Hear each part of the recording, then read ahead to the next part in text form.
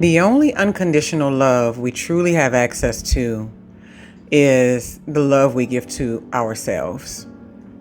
Hello, hello, hello, and welcome to this YouTube channel. My name is Jameelah, and I am a master manifester, and I'm sure you are too because you are consuming content like this. The name of this channel is Holistic Manifesting because I believe in whole body, whole mind, and whole being experience when it comes to manifesting these amazing lives that we are choosing. What I'm discussing in this video is how we often look for things like unconditional love from other people, but we don't realize that unconditional love only truly comes from two spaces, and I believe that space is one and the same. So, hands down, unconditionally loved by the Creator. From the moment we get here, the moment we are in our mother's belly, the moment we are given birth to, in all of those instances, you are unconditionally loved by the Creator. It doesn't matter what you do or don't do, or what you have or what you don't have. In my mindset, in my belief system, we come from the Creator and we go right back to the Creator, right? So to me, that is unconditional love. That's like, it doesn't matter who you are, where you're from, what you have, what you don't have. If you are in alignment and in accordance with the spiritual laws of the universe, you will have these outcomes in your life. You will experience a life like this. You will have these feelings. You will have this, this outcome, that you're looking for. You will have this journey. And so to me, that is unconditional love. And then there's a second part of that, the unconditional love that we give to ourselves. My daughter was asking me the other morning, she came and made a statement to me. I think the only unconditional love there is out there is mothers and children. And I was like, I've heard that before. And I think a lot of people would probably agree with you and say that. But I think we got to just acknowledge that a lot of mothers do not always unconditionally love their children. That's a lot of people did not experience that.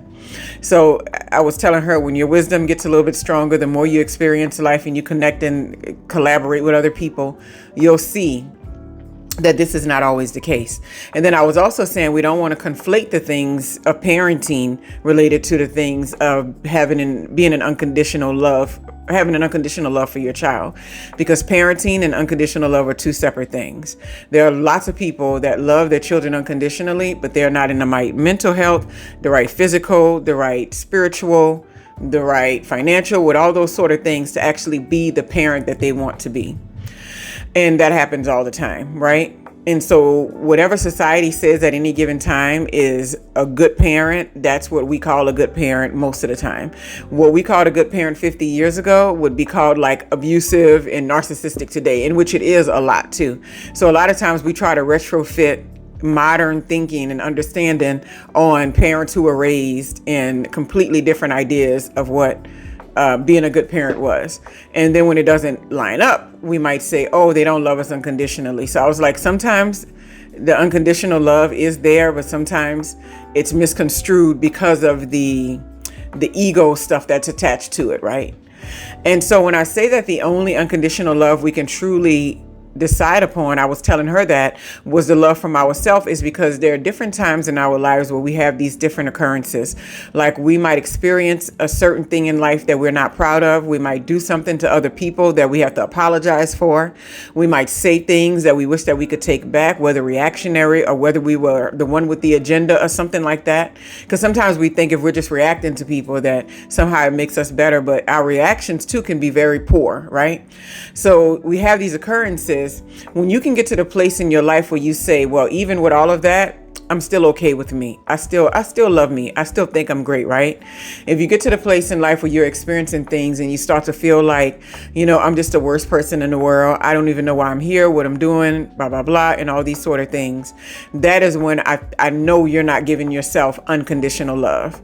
Unconditional love is also showing up for yourself and not expecting that anybody else should do that before you do it. A lot of times we think that once we get older and once we're making our own decisions, that other people were supposed to give us all these types of love and show appreciation to us, when really we're not giving it to ourselves. And the reason why we know we're not is because the minute we started seeing particular behaviors or lack of love or lack of appreciation from those other people, our next move should have been, I'm out of here. I'm out of the door. Because there's one thing to go through hard times, but there's another to deal with somebody who's rude or disrespectful or ugly or unloving to you, right? And when we sit in those type of situations and we deal with those people or places for a long time, what it's signaling to ourselves is that I just truly do not love myself enough in order to see something better for myself. And that's when we got to pay attention to, am I loving myself unconditionally? Because even though I'm not what I might call perfect, I'm not in the right spot, I didn't make the best decisions, I'm not like the perfect partner or something, I don't deserve this kind of treatment. And so when we think that we deserve certain kinds of treatment or we deserve certain types of feedback, even if we say we don't deserve it, but we're sitting there and putting up with it, we're literally saying, I don't love myself enough. I don't love myself unconditionally. Because if I did, I wouldn't ever think that the me that I love unconditionally deserves to go through what I'm going through in this environment or with this person or with this or in this space. And a lot of times people will do things because they want to save face, right? And so when I think about that, when people sit in bad relationships or bad connections or either environments that's not up to the highest level of appreciation for who they are as a being, is because they want to save face. They want to just, they don't want anybody to look at them and say, oh, that relationship wasn't going to work out, and I knew it, right? That's why we really got to get to the point to where we realize I am the giver of the love to myself and I am the receiver of the love to myself. What other people have to say and what they're doing and how they're looking upon me and all that, it has nothing to do with what is going on with me and the Creator, period. Because being caught up in that kind of stuff will have you sitting in things way longer than what you should. I've always been a person that people thought that they could bother because of the amount of time that I might give to a workplace. I started off early in my career with being in long stint places, right? But I didn't feel like I was getting anything of value for me, what I wanted to experience in life. I wanted to take care of my own children. I wanted to be at home as a mom. So for me, I wasn't worried about being somewhere 2 years and extracting what I needed and then moving on with my life and going from that place to the next. I didn't look at workplaces as something you needed to be particularly loyal to for whatever reason. And I was raised in this idea that systems were corrupt and stuff. And my parents had that mindset so much so. And so it kind of was in my head for a while. And so when I was thinking about that, someone was, I've ran into people at different times to where I've been in the environment. I talk about one in particular sometimes that was so toxic.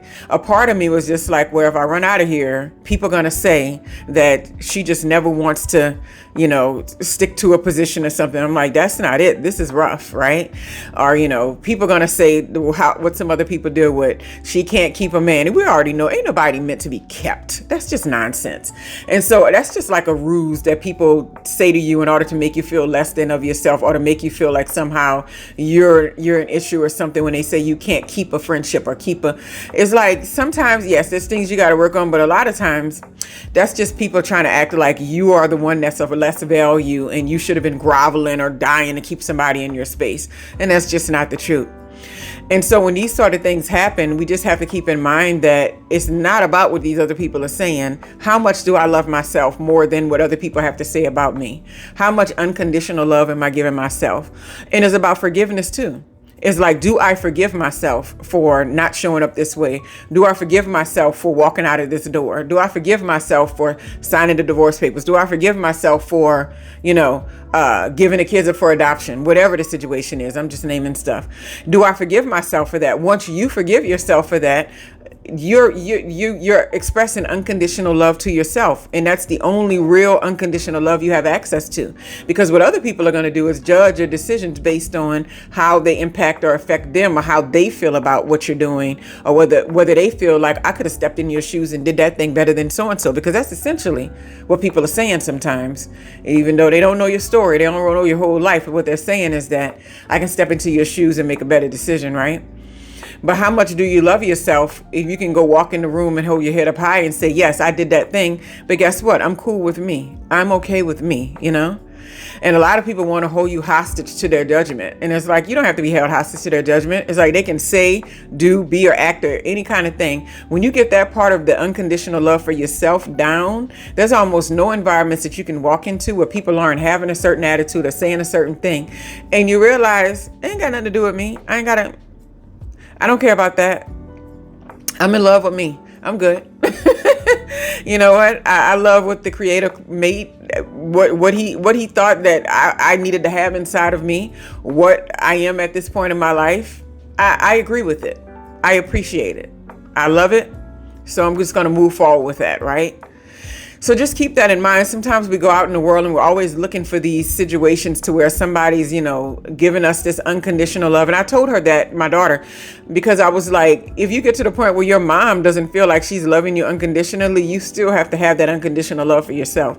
Because yes, that is the goal, the hope that it's always going to be that way, right? That is the mindset that I have. But you should never create your life based on, well, my mother loves me unconditionally, because even that may not be enough sometimes, because depending on what you go through and what life brings to you, you're going to need to dig deeper and find that love for yourself, right? And when people say self-love all the time, they're always talking about self-care and pampering this and, taking hot baths and taking a moment for yourself during the week. All those things are a part of it. But I feel like the deepest part of self-love is calling it, instead of self, unconditional love, because you got to have unconditional love for yourself. You can't not love yourself if you're going to continue this human experience, no matter what you were doing. It's like you got to get right with it and then move on from it. That's just, that's just how it works. And so when we get to this place where we're trying to figure that out, the best place to be is, I may not always be perfect in everything that I do. I may not always give a situation my best that I have available. I may not always respond the way that I should. I may not always show up the way that I want to. But once you decide, let me make amends with that, apology if you need to somebody or something, or whatever it is, or, do your spiritual healing for weeks on end, or whatever it is you think you need to do to get right, you need to land right back in the space of, I am the only unconditional love I have to give to me. Yes, there's the love from the Creator that everybody has. And that's another thing. People think that the love from the Creator is supposed to be something that is only conditionally given to some people. And we know that's not true. So that's just the basic, that's the foundation. So from there, if you're talking about love on this earth and this planet, while we are having this human experience and while we go from our day to day and doing things and interacting with other people, somebody's got to give you that love, and it best be yourself. Somebody's got to appreciate you for just having this human experience and going through the rigmarole and coming from whatever you come from and making it through whatever you had to make it through. Somebody's got to love you through that, right? And we can't go around and expecting other people to do that, because sometimes they don't have the capacity. They don't have the bandwidth. Even a mother may not have the bandwidth. Even a father may not have the bandwidth. And so what are we going to say? There's no such thing as unconditional love? Yes, there is. The love from the Creator to you, and then the love that He put inside of you so that you can give to yourself at any given time, or you can rest in for yourself at any given time. So just keep that in mind. The forgiveness aspect of it is huge, right? Once you can forgive yourself for things that didn't look right, or ways that you didn't show up for yourself, and ways that you didn't appreciate yourself, or things that you failed for that you wish you hadn't, and all of that little petty stuff that we think about on a regular basis, then you can say, but girl or guy, you all right. You're doing okay. You did pretty good with what you were handed and how you had to work it. You did pretty good. And if this situation comes in my life again, where I have another opportunity to show up and show out, I'm going to know exactly who I need to be and exactly what I need to do, because I didn't lose myself in believing that I wasn't loved unconditionally. I wasn't given all the tools and the appreciation that is inherent to our existence. It's here. Anyway, I hope y'all have a wonderful, wonderful, wonderful day.